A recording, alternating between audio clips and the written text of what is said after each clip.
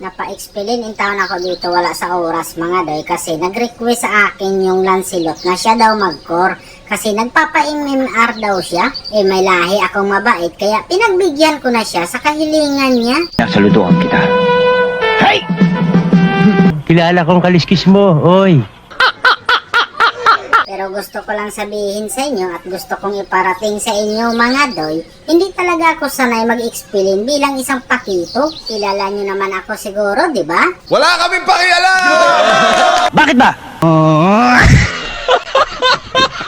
Kaya ang ginawa ko dito, panitago in taon ako sa tanglad mga doy. Kasi hindi nga in taon sanay, di ba? Pero tanong ko lang mga doy, wag niyong masamain ha. Na paano pala yung Zilong kanina? Sa kabila ng nangyari kay Zilong dito mga doy, nakaisa pa lang ako kay Zilong pero kita mo yung respawn ng mga kalaban dito. Tatlo na talaga in taon silang nandito mga doy. Nag-respawn talaga yung dalawa, yung mage tsaka yung room nila. Ano ba naman yan? Huwag naman in taon kayong ganyan kasi hindi ako sanay sa expelling. Grabing patient ng Atlas dito mga doy. Nakatago lang pala in taon siya sa tanglad. Dito ka pa talaga dumalaw, hindi pa nga level 4 yung Zilong nyo. Kaya ang nangyari, tuloy napahamak yung Zilong nyo. Ikaw kasi, binibibi mo yung Zilong, nadao tuloy. Aba, hindi talaga umalis in taon yung Atlas dito mga doy. Kalain mo naman yan, oh. Sumisid na naman in taon siya dito. Tapos andito din yung Chang'e. Ginawa ng Chang'e dito mga doy.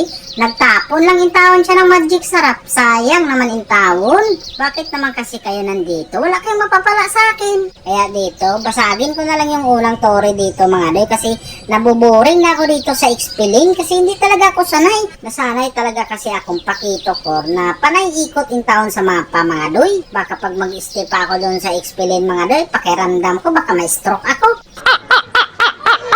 Puntong to, buinas pa nga yung taon yung Chang'e mga doy kasi tinulak siya ng flicker niya. Pag ito magharang-harang mga doy, meaning to say, ibig sabihin, wala na siyang flicker, di ba?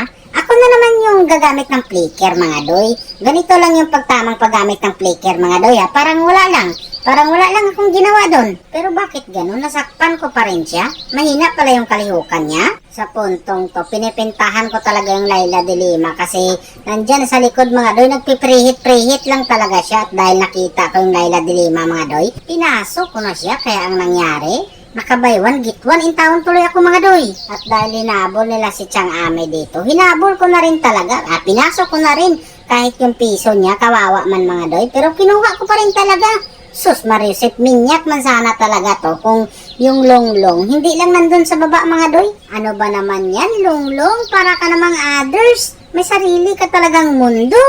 Gusto mo, laasa ka.